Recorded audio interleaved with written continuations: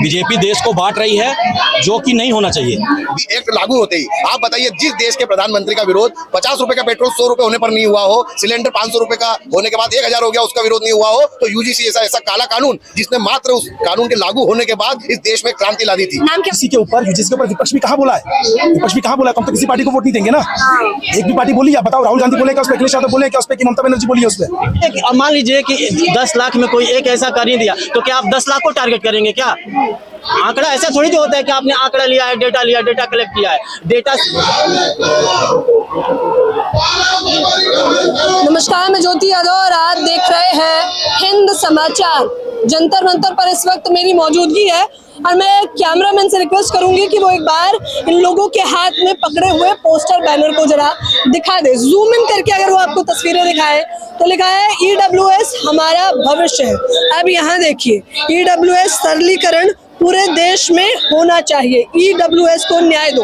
अब आप सोच रहे होंगे कि ये कोई लाल स्याही से लिखा गया होगा, तो ऐसा बिल्कुल नहीं है। ये देखिए, इनके हाथ में ये बोतल है और इस बोतल में इन्हीं लोगों का खून है। किसका खून है ये? सभी, ये सभी लोग EWS के समर्थन में आए हैं। इकोनॉमिकल वीकर सेक्शन, यानी कि आर्थिक आधार पर जो सरकार ने देने की बात कही थी, ये वही उसी वर्ग से है। एक एक करके मुख्य तौर पर बातचीत करेंगे। क्या नाम है आपका? मैं अनुराग प्रताप सिंह राघव, प्रमुख श्री राजपूत करनी से। बताइए, आप लोगों ने लिखने को तो इसे स्याही से भी लिख सकते थे, अपने खून से क्यों लिखा है? मैडम, देश की सरकार को हमारा पूर्वजों का बलिदान याद दिलाना चाहते हैं, किस प्रकार हमारे पूर्वजों ने इस भारत देश को अखंड भारत बनाने में अपने रक्त से सींचा है। इस भारत को आज सवर्णों की अनदेखी सरकार कर रही है। ऐसे नियम कायदे बनाए जा रहे हैं, सवर्णों को पिछाड़ा जा रहा है।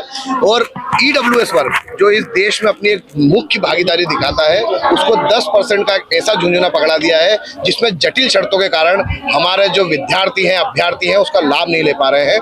तो सरकार से हमारी विशेष रूप से यही मांग है कि इन शर्तों की जो जटिलता है उसको समाप्त करें, सरलीकरण लागू करें और EWS आरक्षण को बढ़ाकर 10% से 20% किया जाए।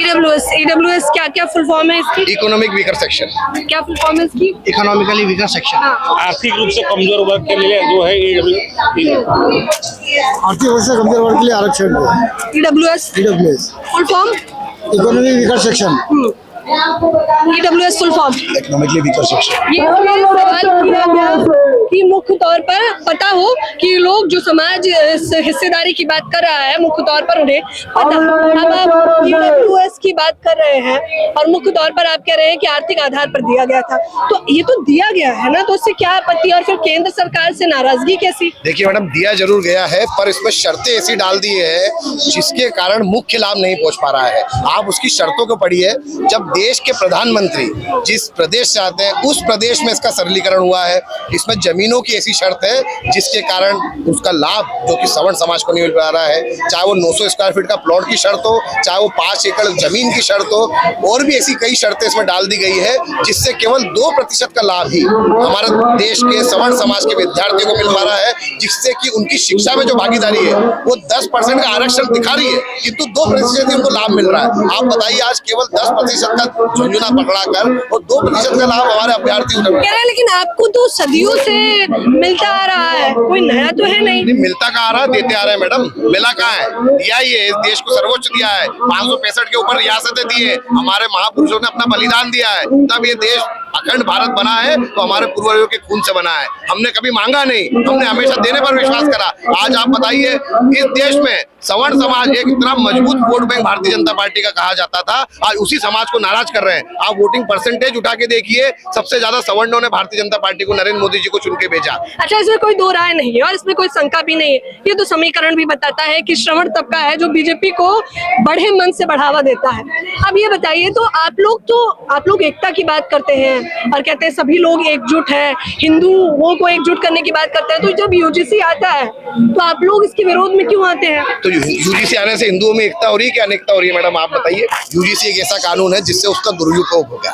एक तरफ भारतीय जनता पार्टी हिंदुओं को हिंदू से मिलाने का काम करती है, नारा देती है जात पात की करो विदाई, हम सब हिंदू भाई भाई। यूजीसी एक्ट लागू होते ही आप बताइए, जिस देश के प्रधानमंत्री का विरोध 50 रुपए का पेट्रोल 100 रुपए होने पर नहीं हुआ हो, सिलेंडर 500 रुपए का होने के बाद 1000 हो गया, उसका विरोध नहीं हुआ हो, तो यूजीसी ऐसा काला कानून, जिसने मात्र उस कानून के लागू होने के बाद इस देश में क्रांति ला दी थी। नाम क्या बताया था आपने? आपने अपना? अनुराग प्रताप सिंह राणा। अनुराग जी, मुझे ये जानना है यूजीसी फूट कैसे डालेगा?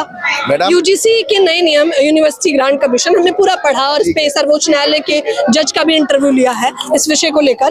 तो वो तो कह रहे हैं कि ये तो समानता लाएगा, SC ST OBC जो वर्ग है वो सभी को समान करेगा, और जाति भेदभाव जो कैसे समानता लाएगा? आप किस विषय से बोल रही है कि वो कह रहे हैं कि जो यूनिवर्सिटी में चाहे वो सरकारी हो या निजी क्षेत्र हो, उनमें जो भेदभाव होता रहा है एक तबके विशेष को, उनकी जाति को लेकर, उसको भेदभाव को मिटाएगा। देखिए मैडम, भेदभाव ऐसे कानून लाकर भेदभाव नहीं मिटाया जा सकता। आप किसी एक ऐसे विशेष वर्ग को ये सुविधा दे देंगे कि बिना किसी जांच के उस व्यक्ति की अगर किसी ने शिकायत दर्ज करा दी तो उस पर कानूनी रूप से मुकदमा हो जाएगा, उसको कॉलेज से बाहर कर दिया जाएगा। अगर वो कॉलेज उसके ऊपर कार्रवाई नहीं करेगा तो उस कॉलेज की मान्यता समाप्त कर दी जाएगी, और अगर वो कॉलेज नहीं करेगा, यूनिवर्सिटी नहीं करेगी तो उस यूनिवर्सिटी की मान्यता समाप्त कर जाएगी। अपनी बात कहाँ रखने को दे जा रही है? उस आयोग में जो कमेटी बनी है, क्या सवर्ण समाज के एक भी व्यक्तियों को उस कमेटी में लिया गया है? आप रिटायर्ड शिक्षकों को उस कमेटी में लीजिए ना, आपने क्यों किसी विशेष वर्ग के लोगों को ही उस कमेटी में रखा गया है? ये एक सोचने का विषय है। आपको लगता है कि जो बीजेपी है वो श्रवण तबके को ठगने का प्रयास कर रही है? देखिए मैडम, ठग तो कोई नहीं पाया, ना ठगने देंगे। जब तक इस देश में राजपूत जिंदा है, हमने सबकी लड़ाई हमारे पूर्वजों ने भी लड़ी, हम भी लड़ रहे हैं और आगे हमारे वंशज भी लड़ेंगे। जो ठगने का कार्य करेगा, इनका 400 का घोड़ा भी हमने 200 के आसपास ही रोक दिया था, ज्यादा तेज चलेंगे तो 100 के आसपास रोक देंगे। आप लोग कह रहे हैं ना हिस्सेदारी में कटौती की गई है। अब आप लोगों की जो हिस्सेदारी है श्रवण तबके की, आप लोग यही कह रहे हैं ना EWS में कटौती कर रहे हैं या आप लोगों को न्याय नहीं दे रहे हैं? मैडम, EWS और UGC को मैं आपको बेहतर समझाता हूँ। इस देश में OBC कम्युनिटी के कितने % लोग, कितने बच्चे ग्रेजुएशन लेवल पे पढ़ाई कर रहे हैं? 1 करोड़ 60 लाख। ST कैटेगरी के 66 लाख, SC कैटेगरी के 27 लाख, महिला कैटेगरी और विकलांग कैटेगरी को आप टोटल मिला लो तो कम से कम 3 करोड़ लोग होते हैं। 3 करोड़ लोग, और पूरे इंडिया लेवल पे पढ़ाई कितने कर रहे हैं? मतलब 90% लोग को आप राइट्स दे रहे हो कि 10% आपका शोषण कर लेंगे। आप देखो ना, पिछले 5 साल के रिकॉर्ड उठा के देखो, कितने लोगों के ऊपर बना हुआ है, कितने लोगों के साथ डिस्क्रिमिनेशन हुआ है। यूजीसी की जो परसेंटेज की अगर हम मुख्य तौर पर बात कर लेते हैं तो वो तो खुद बताता है कि जाति भेदभाव की वजह से ये आंकड़ा 118% बढ़ा है। मैडम, 18% नहीं बढ़ा है। 118 मैं आपको 118 कैसे बढ़ा है? पिछले पूरे 5 साल में 1178 केस हुए हैं, 1178 केस, और पिछले 1 साल में 378 केस हुए हैं, जिसमें 50% फर्जी पाए गए, 0.0001% केस हुए हैं। आप समझे? ये जो आंकड़ा आप कह रहे हैं, जो आंकड़ा दिया जा रहा है सरकार, कौन सा आंकड़ा पड़ा है? यूजीसी के नए नियमों के बाद जो आंकड़ा साझा किया गया है, केंद्र सरकार जो साझा करती है वो आंकड़ा। मैडम, ये कानून मांगा किसने था? आपने जो आंकड़ा पढ़ा है वो आंकड़ा नहीं है। आप बताइए, डिस्क्रिमिनेशन के कितने वीडियोस हैं आपके पास? डिस्क्रिमिनेशन हुआ कहाँ है? और ये कानून मांगा किसने? 0.001% हुआ है, और ये किसी ने मांगा नहीं है। आप सीधे 90% को राइट दे रहे हैं कि 10% आपके साथ शोषण कर लेगा। एक्चुअल में यूजीसी के जो नए रेगुलेशन है वो तो श्रवणों के लिए होने चाहिए। अच्छा, आप कह रहे हैं कि श्रवणों के साथ जाति भेदभाव होता है? जाति भेदभाव नहीं होता है। प्रोटेक्शन किस बिहाफ पे दिया जा रहा है? प्रोटेक्शन किस बिहाफ पे दिया जा रहा है? बताओ, प्रोटेक्शन किस बिहाफ पे दिया जा रहा है? आर्थिक आधार पर, सामाजिक आधार पर, विकलांगता के आधार पर, महिला के आधार पर और जाति भेदभाव के। अच्छा, तो एक बात बताइए, जब इस आधार पर दिया जा रहा है तो इस कमेटी में जनरल कैटेगरी के टीचर्स क्यों नहीं है? जनरल कैटेगरी के बच्चे क्यों नहीं है? हाँ, एक और बात, EWS को भी इसमें शामिल किया जा रहा है जनाब। कब शामिल किया जा रहा है? मैंने तो इसी न्यूज नहीं पढ़ी। यूजीसी की नई गाइडलाइन में EWS जो है ना, वो जनरल कैटेगरी के लोगों में आता है, और जनरल कैटेगरी उसमें है ही नहीं, तो आप कहाँ से बोल रहे हैं EWS कर रहा है? उसके लिए सड़कों पे विरोध कर रहे हैं। आर्थिक आधार पर अगर आपके साथ भेदभाव किया जाता है तो यूजीसी गाइडलाइन के हिसाब से आप उस पे जनरल कैटेगरी को बाहर कर दिया गया, EWS कैटेगरी भी नहीं है उसमें। आर्थिक आधार क्या होता है सर? आर्थिक आधार, मैडम, आर्थिक आधार पर आरक्षण तो जनरल को ही तो मिला है 10% का EWS। वही मैं कह रही हूँ। एक मिनट, क्या राजपूतों में गरीब नहीं होते? क्या मुसलमानों में गरीब नहीं होते? आपने कहाँ पढ़ा है? यूजीसी की गाइडलाइन आप समझ नहीं रहे हैं, आप आप शांति से बात करिए। सारी गाइडलाइन समझ रहा हूँ। जनरल कैटेगरी EWS किस में आता है? बताओ आप। EWS किस में आता है? आर्थिक आधार जनरल कैटेगरी के लिए है। जनरल कैटेगरी को तो उससे बाहर रखा, उसमें साफ लिखा हुआ है SC ST OBC महिलाएं और विकलांग को छाड़ा जा रहा है उसमें। अच्छा, लेकर कौन आया है बताइए? लेकर कौन आया? केंद्र सरकार लाई है। केंद्र सरकार लेकर आई है, दिग्विजय सिंह ने इसकी अध्यक्षता की है। तो आप जिसके सबसे बड़े वोट बैंक रहे हैं, आप लोग मुख्य तौर पर सवाल सुन लीजिए, आप लोग जिसके सबसे बड़े वोट बैंक रहे हैं श्रवण तबका, उसी के साथ ये खिलाफत की गई है। मैडम, उनको वही तो ऐसा लग रहा है कि स्वर्ण के साथ वो कितना भेदभाव कर लेंगे, लेकिन स्वर्ण इन लोगों को ही वोट देगा। अभी यहाँ पर बैठ के जितने भी स्वर्ण आए हैं ना, ये शपथ लेंगे कि अगर EWS का सरलीकरण नहीं होता है तो आने वाले 20 साल तक किसी भी राजनीतिक पार्टी को वो वोट नहीं दिया जाएगा। अच्छा, किसी भी या बीजेपी? क्योंकि फिलहाल तो केंद्र लेकर आई है ना ये। मैडम, अगर यूजीसी के ऊपर विपक्ष भी कहाँ बोला है? विपक्ष भी कहाँ बोला है? तो हम तो किसी पार्टी को वोट नहीं देंगे ना। एक भी पार्टी बोली, आप बताओ, राहुल गांधी बोले क्या उस पर? अखिलेश यादव बोले क्या उस पर? कि ममता बनर्जी बोली है उस पर? देखिए, किसने बोला? किसी ने नहीं बोला ना। यूजीसी बोले तो स्वर्ण से तो सबको नफरत है, तो हम क्या करेंगे? हम किसी को वोट नहीं देंगे। हम नोटा डाटा का चयन करेंगे और सारी सरकारों को हराने का काम करेंगे बस। फिलहाल अच्छा ये कानून क्योंकि बीजेपी लेके आई है तो क्या नाराजगी है आप लोगों की? बीजेपी देश बांट रही है, बीजेपी देश को बांट रही है, जो कि नहीं होना चाहिए। बीजेपी 70% ओबीसी को 70% आरक्षण देके 70% अपना वोट बैंक बना रही है। ओबीसी को 70% आरक्षण? नहीं, टोटल मिला के 70% आरक्षण दे रही है ना। SC ST OBC मिला के 70% वर्तमान में उन्होंने अपना बैंक वोट सुरक्षित कर लिया है। 30 कौन सा आंकड़ा है? यूजीसी का अभी जो है उसमें है पूरा। एक क्षेत्र का बताइए ना, पूरा भारत। मध्य प्रदेश की बात कर लेते हैं। उन्होंने वोट बैंक अपना 70% का बना लिया। 30% में हम लोगों को जन्मजाति अपराधी मानकर यूजीसी को लागू कर दिया। अच्छा, आपकी आबादी कितनी है? हम लोग आज की डेट में लगभग 3% है। 3% आबादी में 30% दे दिया। एवरेज बता रहे हैं, भारत की एवरेज बता रहे हैं। 35% के आसपास हम लोग आते हैं। 3%, 30%, 90% के बराबर ही मैं आपको बोल के जा रहा हूँ। और आप देखिएगा इसके बाद संसद का घेराव भी हम करेंगे। और स्वर्ण एकता जिंदाबाद, स्वर्ण नेता मुर्दाबाद। बताइए, बीजेपी आपके लिए कुछ कर नहीं रही है। आप लोग कितना आंदोलन किए? लड़ाई लड़ेंगे ना मैडम, लड़ने पे उतारू तो हुए ना। हमारा तो जो होना था हो गया। हम अपनी आने वाली पीढ़ियों के लिए कुछ तो देके जाएंगे ना। अच्छा, यूजीसी के नए नियमों में तो रोक लग गई है, तो उससे तो खुश होंगे। अभी हाई कोर्ट ने रोक लगाया है, सर्वोच्च न्यायालय ने सॉरी सुप्रीम कोर्ट ने रोक लगाया है। हमारी मांग है सरकार अपना कानून वापस।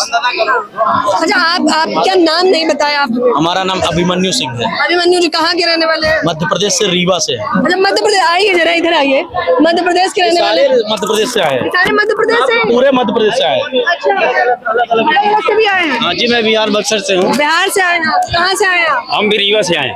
हाँ, मध्य प्रदेश शिवपुरी, मध्य प्रदेश, राजस्थान। अच्छा। कहाँ से? मध्य प्रदेश सिंगरौली डिस्ट्रिक्ट। कहाँ से आए हैं? इंदौर, मध्य प्रदेश। सभी लोग मध्य प्रदेश? सिंगरौली MP।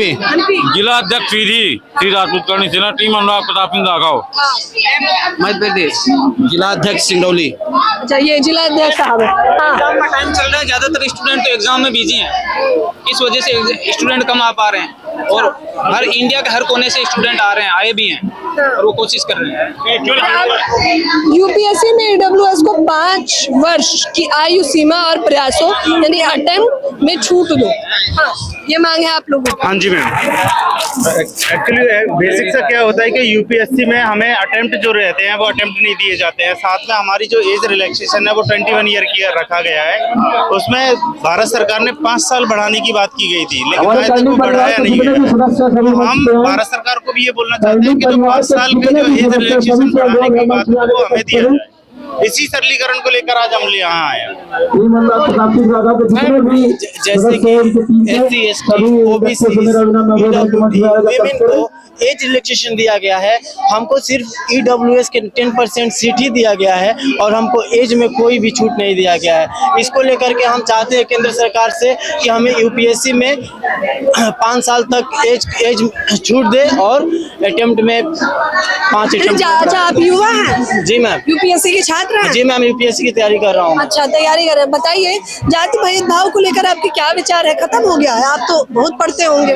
जी मैम, देखिए अब जाति रहा है क्या, हम लोग 21वीं शताब्दी में रह रहे हैं और जो ये यूजीसी कानून लेकर के जो सेंट्रल गवर्नमेंट लेकर के आई है, मैं उनको एक बात बोलना चाहूँगा कि power corrupts and absolute power corrupts absolutely.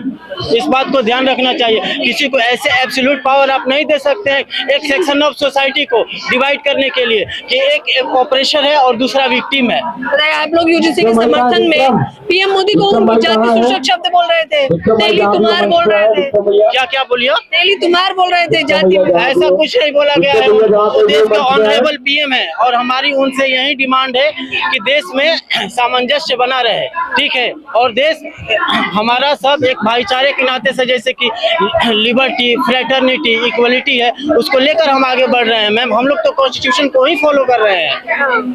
तो अभी तो आंकड़े बताते हैं कि जाति भेदभाव बढ़ा है और सरकारी संस्थानों में, निजी क्षेत्रों में तो और ज्यादा बढ़ा है।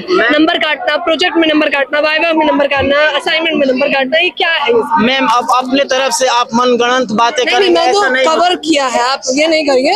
हिंद समाचार पे सारा फैक्चुअल डेटा जाता है, तो आप ऐसे नहीं। कुछ लोग होंगे, मैं मानते हैं कि 1-8% हो गए होंगे, लेकिन आइए बोलिए होंगे। अब मान लीजिए कि 10 लाख में कोई एक ऐसा कर ही दिया, तो क्या आप 10 लाख को टारगेट करेंगे क्या? आंकड़ा ऐसा थोड़ी तो होता है कि आपने आंकड़ा लिया है, डेटा कलेक्ट किया है। डेटा सिर्फ 4-5 लोगों को मिलके ही बनता है, पूरे लोगों का सर्वे नहीं करते हैं आप, चाहे किसी भी सर्वे में आप जाइए। आरक्षण जो मिला है वो आर्थिक आधार पे नहीं मिला है SC/ST लोगों को, वो जाति भेदभाव पे मिला है। इतना तो जानकारी होगी ना यूपीएससी के छात्र। Ma'am, socially and educationally backward and plus economically, ऐसा DPSP में भी प्रोविजंस है कि जो इकोनॉमिकली बैकवर्ड है उसके अपलिफ्टमेंट के लिए भी सरकार की ये रिस्पॉन्सिबिलिटी है कि उसके अपलिफ्टमेंट के लिए भी कोई कानून बनाए।